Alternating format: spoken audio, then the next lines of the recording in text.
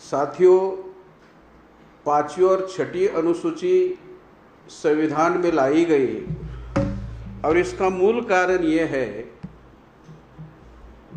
24 सितंबर 1932 को पूना पैक्ट हुआ और पूना पैक्ट के तहत बाबा साहब अम्बेडकर ने राउंड टेबल कॉन्फ्रेंस में लड़ झगड़ कर, खासकर अंग्रेज़ों से लड़ झगड़ कर जो हक और अधिकार पाए थे, गांधी जी ने अपनी जान की बाजी लगाई और जान की बाजी लगाकर डॉक्टर बाबा साहब अम्बेडकर द्वारा जो अधिकार पाए थे, हासिल किए गए थे, वो सारे अधिकार छीन लिए गए। तो बाबा साहब एक योद्धा थे। उन्होंने सोचा कि पूना पैक्ट की वजह से एससी का बहुत बड़ा नुकसान हुआ है, अनुसूचित जाति के लोगों का, अछूत लोगों का बहुत बड़ा नुकसान हुआ है और ऐसा नुकसान हमारे आदिवासी लोगों का, शेड्यूल ट्राइब्स के लोगों का, जो जंगल में निवास करते ऐसे लोगों का नहीं होना चाहिए। और इसके लिए बाबा साहब अम्बेडकर ने 5वीं और 6ठी अनुसूची का प्रावधान किया। अब ये 5वीं और 6ठी अनुसूची क्या है, ये समझने के पहले और 2 शब्द हम लोगों को समझने होंगे। उसमें एक शब्द है सलवा जुड़ूम और दूसरा शब्द है नक्सलवाद। उसमें से जो पहला शब्द है सलवा जुड़ूम, सलवा जुड़ूम का क्या अर्थ है? तो सलवा जुड़ूम का मतलब है तैयारी करके शिकार के लिए निकलना। छत्तीसगढ़ राज्य में बस्तर जिला है और बस्तर जिले में माड़िया या मारिया नाम की एक आदिवासी जाति है और उस आदिवासी जाति का ये शब्द है। मतलब बस्तर, छत्तीसगढ़ में बस्तर जिले में जहाँ माड़िया आदिवासी लोग रहते हैं, उस माड़िया आदिवासी लोगों के अंदर नीचे बहुत सारे धातु की माइंस है और ये लोग अनपढ़ है, गंवार है, जाहिल है और इन लोगों को आदिवासी भाषा में अबुझमार भी कहते हैं और अबुझमार का मतलब है नासमझ और नासमझ का मतलब है कि इनको कोई समझ में नहीं आता। तो ये जो 5वीं और 6ठी अनुसूची है, इसके तहत वो सलवा जुड़ूम जो है, भारत सरकार ने विदेशी लोगों के साथ साथ पूरे भारत का सैटेलाइट सर्वे किया और सैटेलाइट सर्वे करने के बाद उनको पता चला कि जहाँ जहाँ हमारे आदिवासी निवास करते हैं, जहाँ जहाँ हमारे आदिवासी रहते हैं और उनके नीचे जहाँ रहते हैं उनके नीचे लगभग 89 प्रकार के मूल्यवान धातु है और उस 89 प्रकार के मूल्यवान धातु की अंदाजित कीमत है 11,000 लाख करोड़। इतनी कीमत है उनकी। और ये जो 11,00,000 करोड़ रुपए की लागत के जो धातु है, आदिवासी जहां बसते हैं उनके नीचे है। तो भारत देश के लोग जो है, खासकर ब्राह्मण बनिया लोग,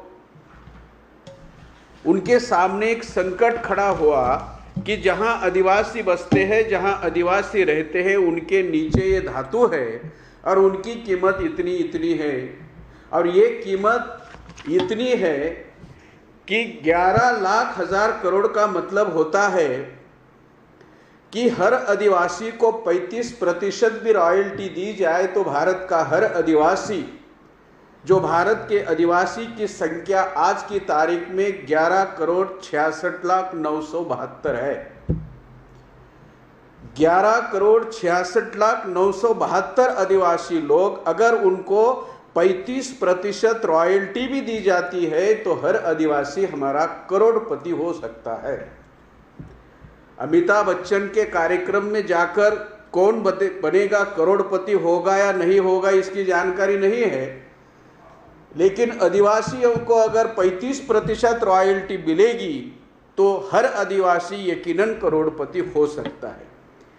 ये बात हम लोगों को कम मालूम है, आदिवासी लोगों को कम मालूम है, इसलिए तो उनके लिए उन्होंने शब्द यूज किया अबूझमार। अबूझमार का मतलब है जिसको बुझता नहीं, बुझता नहीं का मतलब है जिनको समझता नहीं।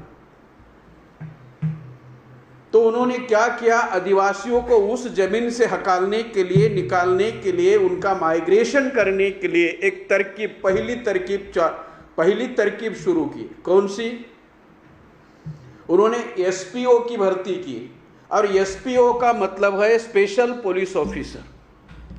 और ये स्पेशल पुलिस ऑफिसर जो है वो आदिवासी का ही होगा, ये रेगुलर भर्ती नहीं होगी, ये विशेष भर्ती होगी। और विशेष भर्ती का मतलब है कि ये रेगुलर नहीं होगी। और दूसरा अर्थ यह है कि केवल आदिवासी ही पुलिस अधिकारी होगा, क्योंकि ये आदिवासी लोग अपनी जमीन छोड़ने के लिए तैयार नहीं, अपने जमीन से निकलने के लिए तैयार नहीं, अपने जमीन से दूसरी जगह जाने के लिए तैयार नहीं है, माइग्रेट होने के लिए तैयार नहीं है। और जब तक आदिवासी जहां बसते हैं वहां से माइग्रेट नहीं होंगे तब तक जमीन खाली नहीं होगी। और जब तक जमीन खाली नहीं होगी तब तक वहां माइन प्रोजेक्ट चलाया नहीं जा सकता।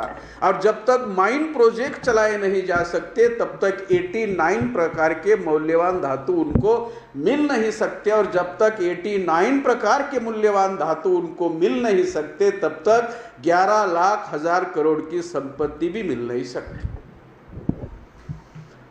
हम लोगों को, खासकर आदिवासी और बिगर आदिवासी लोगों को, ये सारी बातें समझनी होगी और गंभीरता से समझनी होगी। इसलिए उन्होंने स्पेशल पुलिस ऑफिसर की भर्ती की और उसमें केवल आदिवासी को ही पुलिस ऑफिसर बनाया। इसका मतलब है जो आदिवासी जंगल छोड़ना नहीं चाहते, बस्ती छोड़ना नहीं चाहते, अपनी जगह से माइग्रेट होना नहीं चाहते, ये स्पेशल पुलिस ऑफिसर उन पर गोलीबार करेंगे। और उनकर जब गोलीबारी करेंगे तो होगा क्या? मारने वाले आदिवासी होंगे, मरने वाले आदिवासी होंगे। और जब इनको मारा जाएगा तब भारत सरकार स्पेशल पुलिस ऑफिसर को कहेगी कि अब अपना काम हो गया है, अब आपकी ड्यूटी खत्म हो गई, अब अभी पुलिस ऑफिसर नहीं। मतलब आदिवासियों द्वारा आदिवासियों को मारने का पहला कार्यक्रम है उनका सलवा जुड़ूम। मतलब प्लान करके, प्लानिंग के साथ शिकार को जाना और शिकार को जाना और शिकार करना, ये उनका पहला कार्यक्रम उन्होंने आदिवासियों के खिलाफ चलाया। और जिसकी आदिवासियों को और खासकर पढ़े लिखे आदिवासियों को इसकी जानकारी नहीं, और बिगर आदिवासियों को तो जानकारी होने का कोई सवाल ही नहीं। वे जैसे आदिवासी के हाथों आदिवासी मारते हैं, वैसे उनका देश में एक बहुत बड़ा कार्यक्रम है जिसको नेशनल गेम कहा जा सकता है। कैसे? कन्वर्टेड मूल निवासी को नॉन कन्वर्टेड मूल निवासी से मारते हैं। मतलब क्या कि SC, ST, OBC और NT, DNT, VJNT के लोग ये नॉन कन्वर्टेड मूल निवासी है। और जैन, बुद्धिस्ट, क्रिश्चियन, सिख, लिंगायत और मुसलमान ये कन्वर्टेड मूल निवासी है। और भारत में जो चलता है दंगा फसाद, वो कन्वर्टेड मूल निवासी और नॉन कन्वर्टेड मूल निवासी इसमें चलता है। मतलब मारने वाले हम और मरने वाले भी हम, जलाने वाले हम और जलने वाले भी हम हैं। मतलब मूल एक भाई दूसरे भाई को मारता है। दूसरा उनका कार्यक्रम है नॉर्थ इंडिया में वाल्मीकि वर्सेस चमार का, साउथ इंडिया में माला वर्सेस मादिगा का, राजस्थान में मीणा विरुद्ध गुर्जर का, और महाराष्ट्र में पहले कार्यक्रम हुआ करता था महार वर्सेस चमारों का। फिर उन्होंने बनाया महार वर्सेस मातंगों का, अब उन्होंने बनाया OBC वर्सेस मराठों का, अब वो बना रहे हैं मराठा वर्सेस धनगरों का। मतलब जब तक दो जाति आपस में झगड़ा नहीं करती तब तक ब्राह्मण का फायदा होने वाला नहीं। अगर हम अपने से झगड़ा नहीं करते तो सरकार झगड़ा लगाने की पुरजोर कोशिश करता है, और यही कोशिश सलवा जुड़ूम के माध्यम से उन्होंने की है और आदिवासी द्वारा आदिवासियों को मारने का कार्यक्रम शुरू किया है। मतलब उनका मकसद क्या है? मकसद है कि जहां आदिवासी बसते हैं उस एरिया से आदिवासियों को निकालना। जब निकालेंगे जगह खाली हो जाएगी, खाली हो जाएगी तो माइनिंग प्रोजेक्ट आएंगे, माइनिंग प्रोजेक्ट आएंगे, 89 प्रकार के धातु मिलेंगे, 89 प्रकार के धातु मिलेंगे तो जो रकम है, अभी मैंने कहा था कि 11,000 लाख करोड़ रकम है, जो 11,000 लाख करोड़ की रकम हमारे हाथ से जाएगी और दुश्मन के हाथ में लगेगी, ये उनका पहला कार्यक्रम है। दूसरा है साथियों नक्सलवाद। अब ये नक्सलवाद क्या है? नक्सलवाद सरकार कहती है ये लॉ एंड ऑर्डर का मामला है, सरकार ही कहती है, जो लोग सरकार चलाते हैं वही कहते हैं कि ये लॉ एंड ऑर्डर का मामला है। सुप्रीम कोर्ट कहता है ये नए आर्थिक नीति का परिणाम है, मतलब नक्सलवाद नई आर्थिक नीति का परिणाम है। लेकिन बामसेफ और भारत मुक्ति मोर्चा ने ये निष्कर्ष निकाला है कि भारत सरकार और भारत सरकार में शामिल ब्राह्मण लोग आदिवासियों को संवैधानिक अधिकार देने के लिए तैयार नहीं। 3 निष्कर्ष है। पहला निष्कर्ष है सरकार का, और वो मीडिया के द्वारा बताने की कोशिश कर रही है कि ये क्या है, ये केवल लॉ एंड ऑर्डर का मामला है, क्योंकि पहले 226 जिलों में नक्सलवाद था, अब ये फैलकर 272 जिलों में फैल गया है। इसलिए सरकार कहती है लॉ एंड ऑर्डर का मामला है। और सरकार के बाद सुप्रीम कोर्ट कहता है कि सरकार ने जो 91 से नई आर्थिक नीति अवलंब की है वो आर्थिक नीति का ये परिणाम है। लेकिन बामसेफ तथा भारत मुक्ति मोर्चा के राष्ट्रीय अध्यक्ष माननीय वामन मेश्राम साहब का ये कहना है, ये निष्कर्ष है कि भारत सरकार और भारत सरकार में शामिल ब्राह्मण लोग आदिवासियों के संवैधानिक अधिकार को मान्यता देने के लिए तैयार नहीं है। और मुझे लगता है ये तीसरा जो है वो सही है, क्योंकि भारत सरकार और भारत सरकार में शामिल ब्राह्मण लोग आदिवासी लोगों को जो संविधान अधिकार मिले हैं वो संवैधानिक अधिकार देने के लिए तैयार नहीं। अब ये नक्सलवाद है क्या? बहुत सारे लोग नक्सलवाद नक्सलवाद नक्सलवाद करते हैं। जब एससी और एसटी के लोग आरक्षण मांगते हैं तो ब्राह्मण लोग उनको कहते हैं ये आरक्षणवादी है, ओबीसी लोगों को कहते हैं ये जातिवादी है, मुसलमान लोगों को कहते हैं ये आतंकवादी है, और आदिवासी लोगों को कहते हैं ये नक्सलवादी है। और ब्राह्मण कौन है? राष्ट्रवादी है। मतलब ब्राह्मण राष्ट्रवादी है, आदिवासी नक्सलवादी है, मुस्लिम आतंकवादी है, एससी एसटी आरक्षणवादी है, और मराठा कुंबी और ओबीसी लोग ये जातिवादी है। मतलब हर किसी को एक नाम दिया है और खुद कहते हैं हम राष्ट्रवादी है। तो ये नक्सलवाद क्या है साथियों? वेस्ट बंगाल में नक्सलवाड़ी नाम का एक गांव है। It is a place, it is a village in West Bengal. ये पश्चिम बंगाल में नक्सलवाड़ी नाम का एक गांव है, और उस गांव से यह आंदोलन शुरू हुआ, इसलिए इस आंदोलन को नक्सलवादी आंदोलन कहते हैं। अभी सवाल है आंदोलन शुरू किसने किया? जिन 2 आदमी ने इस आंदोलन को शुरू किया उनका नाम है, एक चारू मुजुमदार और दूसरा है कनु सन्याल। चारू मुजुमदार भी ब्राह्मण है, कनु सन्याल भी ब्राह्मण है। ब्राह्मणों ने नक्सलवादी आंदोलन शुरू किया और आदिवासी के माथे पर ठप्पा मारा कि यह आदिवासियों का आंदोलन नक्सलवादी आंदोलन है। इसलिए साथियों हम लोगों को ये समझने की जरूरत है कि असल में नक्सलवाद क्या है। और सबसे ज्यादा महत्वपूर्ण जो बात है वो ये बात ये है कि जहां हमारे आदिवासी भाई बसते हैं उन्होंने नक्सलवाद क्यों शुरू किया, नक्सलवादी आंदोलन शुरू क्यों किया? 91 से यह आंदोलन लगभग समाप्त हो चुका था, लेकिन फिर दोबारा ये आंदोलन कैसे फिर शुरू हुआ, इसका पुनर्स्थापना कैसे हुई, ये देखने के लिए भी एक उदाहरण देखना जरूरी है। जैसे मैंने अभी कहा कि जहां आदिवासी बसते हैं उन आदिवासियों के नीचे जंगल में, उस जंगल के नीचे 89 प्रकार के मूल्यवान धातु है, और जिसकी अंदाजित कीमत है 11,000 लाख करोड़ रुपए। और ये सैटेलाइट सर्वे हुआ। भारत सरकार की मदद से विदेशी कंपनियों ने, मल्टीनेशनल कंपनियों ने, बहुराष्ट्रीय कंपनियों ने इसका सैटेलाइट सर्वे किया और सर्वे के बाद इनको ये खनिज पदार्थों का पता चला, इस मौल्यवान धातुओं का पता चला। अब इनके मुंह में लालच, इनके मुंह में पानी आया और उनको ये जमीन चाहिए। मतलब विदेशी लोग, बहुराष्ट्रीय कंपनियां वाले लोग, एमएनसी वाले लोग इस जमीन को खरीदना चाहते हैं। भारत सरकार यह जमीन उनको बेचना चाहती है। भारत सरकार ये जमीन उनको बेचना चाहती है, विदेशी लोग ये जमीन खरीदना चाहते हैं। ये सब कुछ हो रहा है, लेकिन इसमें एक समस्या है और वो समस्या बाबा साहब अम्बेडकर ने निर्माण की है। विदेशी कंपनियां इस जमीन को, जहां आदिवासी बसते हैं, वह जमीन खरीदना चाहती है और भारत सरकार उसको जमीन बेचना भी चाहती है।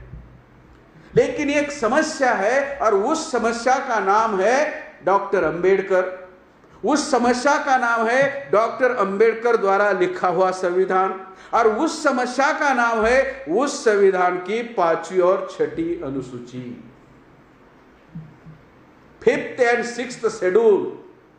क्योंकि ये 5वीं और 6ठी अनुसूची के अनुसार केंद्र सरकार, भारत सरकार कोई भी हो, आदिवासी की जमीन खरीद नहीं सकती, जबरदस्ती से छीन नहीं सकती, जबरदस्ती से छीनना छोड़ो, खरीद भी नहीं सकती। अब खुद भारत सरकार अगर 5वीं और 6ठी अनुसूची के अनुसार आदिवासियों की जमीन छीन नहीं सकती, खरीद नहीं सकती, जबरदस्ती नहीं कर सकती, तो विदेशी लोग ये जमीन खरीदे, इसका तो सवाल ही पैदा नहीं होता। जब भारत सरकार ये जमीन खरीद नहीं सकती तो विदेशी लोग इसको खरीदे, इसका कोई सवाल पैदा नहीं होता। और इसका मूल कारण है, कौन सा मूल कारण है? इसका मूल कारण है 5वीं और 6ठी अनुसूची। और 5वीं और 6ठी अनुसूची के अनुसार भारत सरकार और विदेशी लोगों का साठगांठ हुआ है, फिर भी भारत सरकार उनको बेचना चाहती है पर बेच नहीं सकती। इसलिए भारत सरकार और विदेशी लोगों ने, बहुराष्ट्रीय कंपनियां चलाने वाले लोगों ने, एमएनसी चलाने वाले लोगों ने, मल्टीनेशनल कंपनियां चलाने वाले लोगों ने एक अंतर्राष्ट्रीय समझौता किया, एक गुप्त समझौता किया, और गुप्त समझौते के तहत उन्होंने आदिवासियों को उस जंगल से निकालने का, हकालने का, माइग्रेट करने का प्लान बनाया। क्योंकि अगर आदिवासी अंतर्राष्ट्रीय न्यायालय में भी जाते हैं तो उनको समर्थन नहीं मिलना चाहिए, इसलिए उनको नक्सलवादी घोषित किया। किसी का भी समर्थन नहीं मिलना चाहिए, ये बात उन्होंने निश्चित की। और निश्चित करने के बाद उन्होंने अंतर्राष्ट्रीय स्तर पर इनको समर्थन नहीं मिलना चाहिए, जो मानव अधिकार आयोग है उसका समर्थन नहीं मिलना चाहिए। और इतना ही नहीं साथियों, जो बिगर आदिवासी भारत में रहते हैं, वो बिगर आदिवासी लोग, जिसमें एससी के लोग हैं, जिसमें ओबीसी के लोग हैं, जिसमें एनटी, डीएनटी, विजेंटी के लोग हैं, जिसमें मुस्लिम लोग हैं, जिसमें क्रिश्चियन लोग हैं, जिसमें लिंगायत लोग हैं, जिसमें सिख लोग हैं, जिसमें बुद्धिस्ट लोग हैं, और जिसमें जैन लोग हैं, महिमा धर्मी वाले लोग हैं, इनका भी समर्थन नहीं मिलना चाहिए।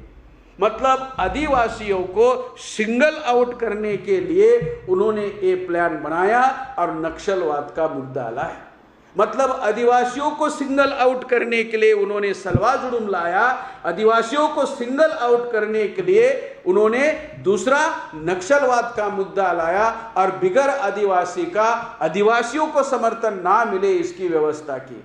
हम बिगर आदिवासी है, हम एससी है, हम ओबीसी है, हम एनटी है, हम डीएनटी है, हम विजेएनटी है, हम मुस्लिम है, हम सिख है, हम क्रिश्चियन है, हम बुद्धिस्ट है, हम जैन है, हम लिंगायत है, हम आदिवासियों को समर्थन देना चाहते हैं। लेकिन जब भारत सरकार उनको नक्सलवादी कहती है, जब मीडिया उनको नक्सलवादी कहते हैं, तो हम कैसे समर्थन देंगे? मतलब बिगर आदिवासियों का, आदिवासियों को किसी भी हालत में समर्थन नहीं मिलना चाहिए। इसके लिए वो आदिवासियों को आइसोलेट करना चाहते हैं, अलग करना चाहते हैं, और अलग करके पीटना चाहते हैं।